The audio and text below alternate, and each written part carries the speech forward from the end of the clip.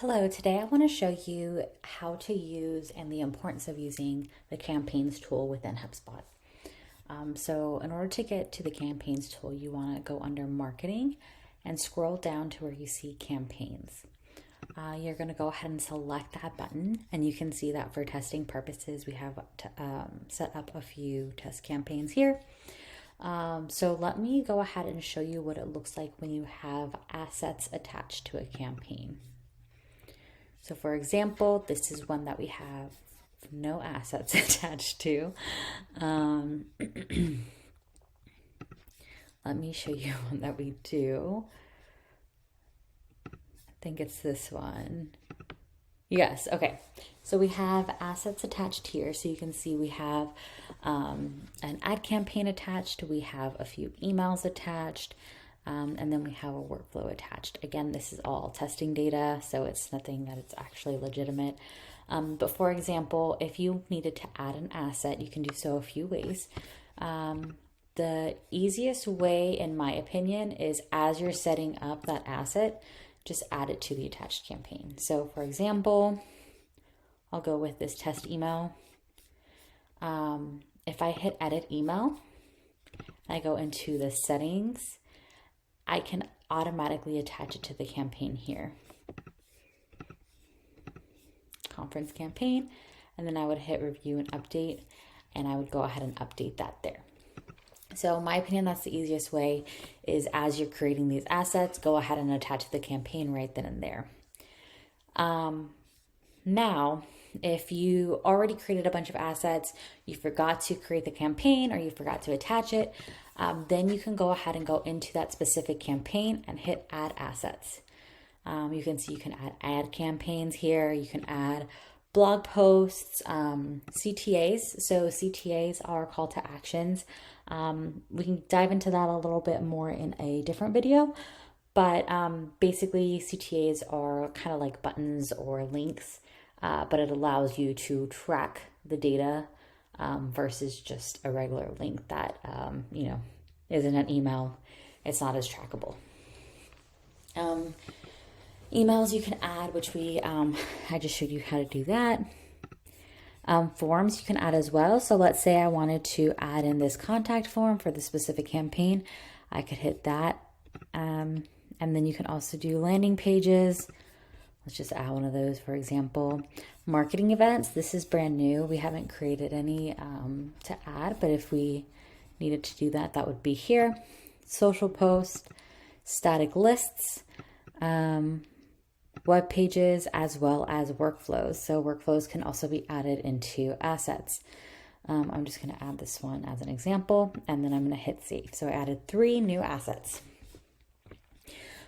So within each asset, you can actually view the types of assets. So you can see that we have 1 ad campaign. You can see we have 2 emails, 1 form, 1 landing page, and 2 workflows all added. Now with comments are allowing you to collaborate with your team members. So if you needed to add a specific comment here, like let's say I wanted to tag one of my coworkers and say, why is this turned off? Should be on until deadline, which is, let's say today's January 31st. So let's say this is February 5th is when this deadline is. So then I can go ahead and comment, and my coworkers can see this. I can also tag people by using the @ sign and then typing their name so that it gives them a notification. So that's important. That'll allow you to organize all of these assets, because sometimes you have different team members working on different things, right? I might be working on email, but someone else that on my team is working on ads, and we have to all be in communication. So this is a great way to organize all of that and get all of your thoughts down in one place. Another reason why you want to use campaigns is because it makes it easy to analyze performance. So you can see you can do it by first touch or last touch. You can also organize the data by date range. So let's say I want to do all data. I could also do just last month's data, If I'm looking for a specific date range, it'll show you the amount of new contacts as well as influence contacts, closed deals, and it also goes into a little bit of revenue attribution, which is always great. And then you can obviously click here if you wanted to get into more detail with that. This would be a chart that actually shows you the amount of new contacts, similar to like a line graph would. And then you can also, this is the overall view, but then you can also view it per campaign or per asset type. So I could see like out of these two emails, which one is performing the best. And if I hit compare emails, it'll actually pull up that data for me and compare each of them. So you can see kind of maybe there's a specific email that's performing better. You can kind of dig into why that email is performing better. Maybe it has to do with the length of time of your campaign. Maybe it has to do with the actual content within the email. But you can make that educated decision here because you have the campaigns linked. Similarly with forms, if I had more than one form, I would be able to look at that too. Landing page and then workflows as well. And then you can see the important part about workflows here is it actually will pull the workflow conversion rate based off of the goal list.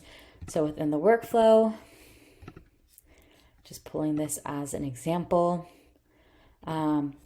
underneath goals, you have the option to set a goal. Let's say your goal is a form submission for the Contact Us form. So once you set that goal, whoever is going through that workflow and fills out that form will be counted as a conversion, and that'll update automatically here. So once that's all happening, it'll update here. So it'll make it, again, easy for you to see all of your influence contacts, conversions, and everybody that is really having some sort of touch point within this campaign. Lastly, you can also use this for tasks. So if you know that anytime somebody submits the Contact Us form, just going to use that as an example, you want to create a task to have somebody on the sales team reach out to them, you can do that here. You can obviously also do that automatically.